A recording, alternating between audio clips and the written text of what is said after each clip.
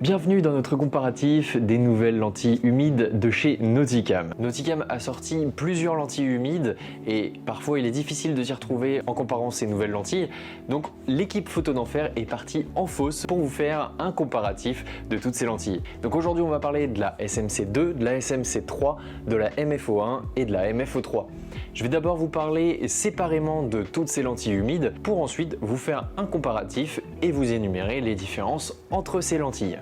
On va commencer avec la SMC3, son nom signifie Super Macro Converteur 3, donc en français convertisseur super macro. Cette lentille va vous permettre d'avoir un petit peu plus de recul qu'habituellement pour réaliser vos photos macro. Cela va vous permettre par exemple de mieux éclairer votre sujet en prenant un petit peu plus de recul par rapport à votre distance de travail habituelle. Le grossissement maximum de cette lentille est de 2,3 fois et la distance de travail de cette lentille est comprise entre 46 et 98 mm. Cette lentille est considérée comme la dernière évolution dans sa gamme chez Nauticam. Conçue comme la version améliorée de la SMC1, la SMC3 bénéficie d'un poids plume par rapport à sa prédécesseur. Effectivement, on perd 2/3 du poids de la SMC1 avec cette SMC3. Et bien évidemment, sans compromis sur les performances optiques. Bien évidemment, cette SMC3 est conçue avec des matériaux de qualité pour favoriser sa durabilité tout en conservant sa qualité optique en diminuant le poids. La SMC3 est également plus intéressante que ne l'était la SMC1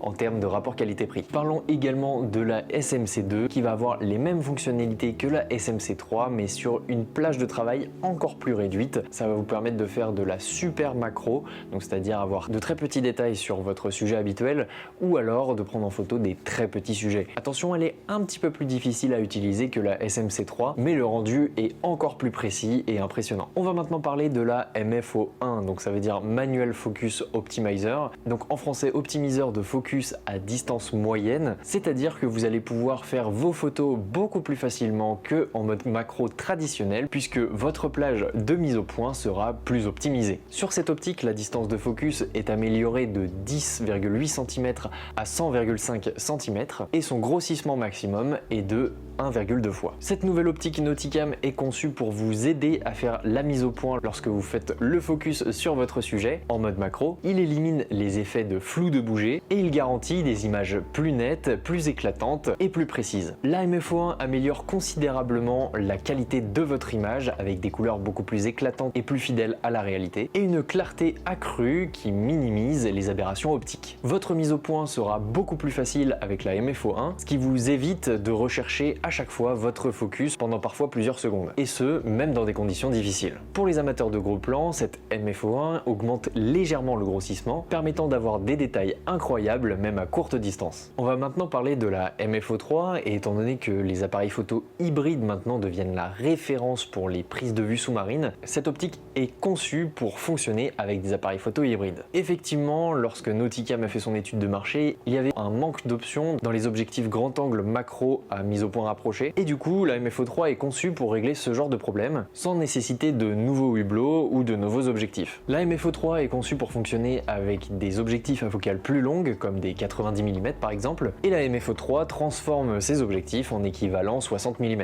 On n'oublie pas que les initiales MFO signifient tout simplement que ça facilite votre mise au point étant donné que la distance de travail va être supérieure et quelle que soit la taille du sujet, cette optique présente une clarté impressionnante et une qualité d'image exceptionnelle. Et tout ça sans changer de hublot ni d'objectif. Malgré sa taille plus imposante, son poids dans l'eau est inférieur à celui de la SMC3, ce qui facilite sa manipulation et l'équilibre au niveau du boîtier. On va maintenant comparer toutes les optiques et récapituler toutes les différences qu'il y a entre elles. La MFO1 s'utilise avec les capteurs full frame ou APS-C, alors que la SMC3 et la MFO3 sont faites pour les capteurs full frame. Inutile de repréciser que toutes ces lentilles sont des lentilles humides, donc c'est-à-dire en contact avec l'eau, vous serez obligé de me laisser de l'eau entre le hublot et la lentille, c'est-à-dire que l'eau fait partie entière de la formule optique. Cela comporte un gros avantage puisque vous pourrez changer dans l'eau sans avoir à revenir à la surface vos lentilles en fonction des préférences. Par exemple, si vous avez la SMC3 et la MFO3, vous pouvez très bien les désassembler de votre équipement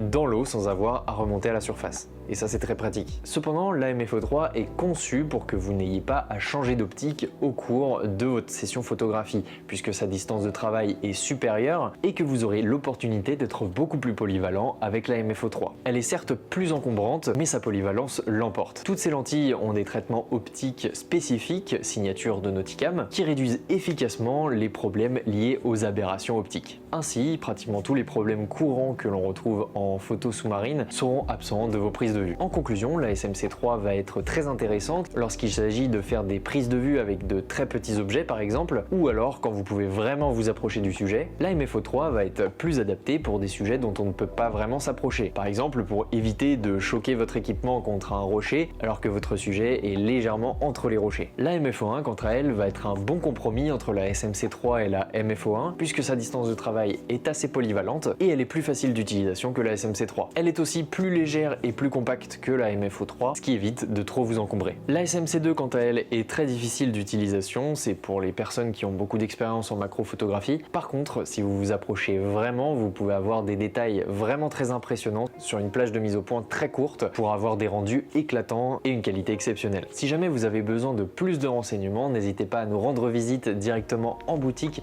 6 rue Victor Schœlcher à Paris dans le 14e arrondissement ou alors directement sur notre site internet pour pouvoir consulter toutes les caractéristiques techniques de ces lentilles humides.